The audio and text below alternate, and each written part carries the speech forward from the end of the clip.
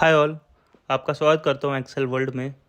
तो जैसे कि हमने पहले भी बता रखा है, हमारा एक मूल उद्देश्य है कि आपको हम एक्सेल की नॉलेज जितना ज़्यादा हो सके उतना दें और फ्री ऑफ कॉस्ट में।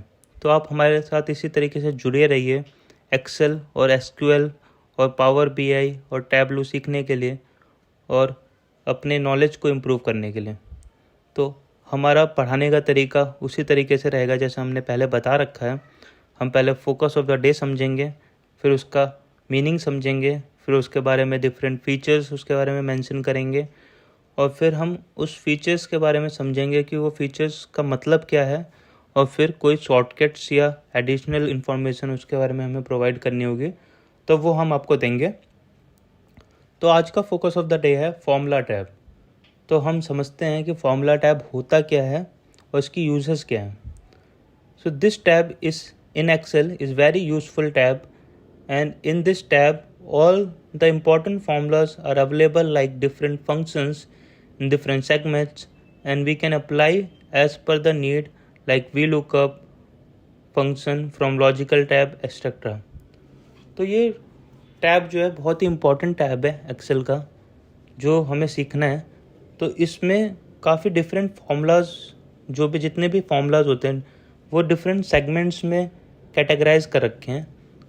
जैसे कि वी लुकअप टैब हम जानते हैं बहुत ही इम्पोर्टेंट टैब है, बहुत ही इम्पोर्टेंट फार्मूला है।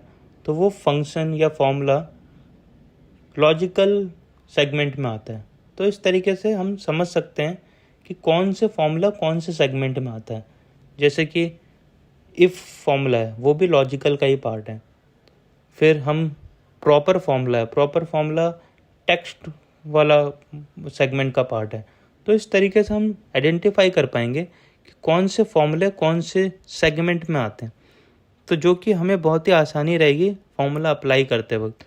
तो हमें ये सब जानना भी ज़रूरी है। किसी फॉर्मूले को समझने से पहले हमें ये समझना ज़रूरी है कि वो फॉर्मूला किस चीज़ का पार्ट है, किस सेक्शन में आता है, और फिर हमें उस फॉर्मूला के बारे में समझना है कि उस फॉर्मूला के अंदर क्या क्या पार्ट हैं, उसका क्या क्या हिस्सा है।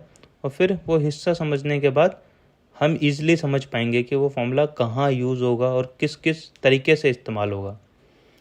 तो ये सब बेसिक चीज़ें हमें जानना ज़रूरी है किसी फॉर्मूला को समझने के लिए और उसको अप्लाई करने के लिए एडवांस लेवल में।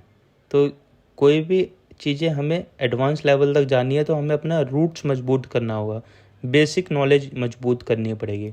जब हमारा रूट्स मजबूत होगा या बेसिक नॉलेज मजबूत होगी तो हम अपने एडवांस लेवल को स्ट्रेंथन कर सकेंगे, मजबूत बना सकेंगे और उसको ईज़िली डिलीवर कर सकेंगे या ईज़िली हम उसको अप्लाई कर सकेंगे अपना जब हम एडवांस लेवल पे जाएंगे। तो हमें अपने बेसिक नॉलेज को मजबूत करना पड़ेगा पहले। अब हम आते हैं फीचर्स में, क्या क्या फीचर्स हैं इसके। तो हमारा पहला फीचर है function library. Function library is the library where we will find all different functions in different segments. We can see AutoSum, then financial tabs, logical tab, text tab, data and time tab, lookup and reference tab, math tab, etc. तो जैसा कि हमने बताया आपको, जैसा कि इसका नाम ही है फंक्शन लाइब्रेरी, तो लाइब्रेरी मतलब कलेक्शन ऑफ बुक्स, वैसे ही फंक्शन लाइब्रेरी मतलब कलेक्शन ऑफ फॉर्मूलाज और फंक्शंस। तो इस फंक्शन लाइब्रेरी में सारे के जितने भी डिफरेंट फंक्शंस हैं वो डिफरेंट सेगमेंट्स में प्रोवाइड किए गए हैं। जैसे कि हमने आपको पहले ही बताया कि वी लुकअप जो है लॉजिकल का पार्ट है तो वो लॉजिकल टैब में मिलेगा। तो ऐसे हमारे पास डिफरेंट टैब्स प्रोवाइड किए गए हैं जैसे कि financial tab, logical tab, text tab, data and time tab, lookup tab and reference tab, math tab etcetera. तो इस तरीके से आपको आइडेंटिफाई करना पड़ेगा कि कौन सा फॉर्मूला किस टैब में आ रहा है। तो आपको चेक करना पड़ेगा हर फॉर्मूलाज को कि किस टैब में क्या क्या फॉर्मूलाज हैं और आपको समझना पड़ेगा। इसमें एक ऑटो सम का भी ऑप्शन है जिसके थ्रू हम ऑटो सम निकाल सकते हैं बिना फॉर्मूला लगाए। हम किसी डाटा का अगर हमें नंबर्स का सम निकालना है तो हम ऑटो सम पे क्लिक करके उसका टोटल सम निकाल सकते हैं बिना सम का फॉर्मूला लगाए हुए। We have different formulas in each tab like we will go to logical tab, There we will find if function, lookup, VLOOKUP function, XLOOKUP function and more like this, and we have to remember which function is which tab part.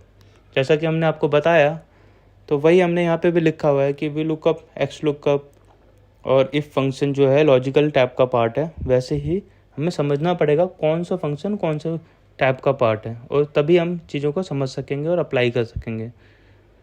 अब हमारा second option है defined names. Defined names is very useful and this we have name manager through which we can give names for our selected range and can apply the formula as per the name set. तो define name एक बहुत ही important tab है जिसके through हम अपने selected range को कुछ नाम दे सकते हैं, और उस नाम के थ्रू जब भी हम फॉर्मूला अप्लाई करेंगे तो जब हम उस नाम को स्पेसिफिक नाम को लिखेंगे फॉर्मूला में तो वो स्पेसिफिक रेंज जो हमने सेलेक्ट की है नाम देते वक्त उसी को रिकॉग्नाइज करेगी या लेगी। तो ये सब हमें नाम लिखते वक्त बहुत ही ध्यान देना है कि हम क्या रेंज ले रहे हैं, क्योंकि वही फॉर्मूला में इस्तेमाल होगा। तो इस तरीके से हम अपने डिफरेंट रेंजेस के या सीट्स के नाम दे सकते हैं डिफाइन नेम्स के थ्रू, जो कि बहुत ही हेल्पफुल होगा फॉर्मूला अप्लाई करते हो। In this we have different names then use in formula tab and create the selection tab. तो इसमें हमारे पास क्रिएट और सिलेक्शन टैब का भी ऑप्शन है, और हम इसको यूज़ करते हैं फॉर्मूला अप्लाई करते वक्त। अब हमारे पास थर्ड ऑप्शन है फॉर्मूला ऑडिटिंग का। This tab is use to create to check for formula if we have applied our formula correctly और not, and we can see our formula using show formula tab, और can check if the formula in our formula using error checking tab.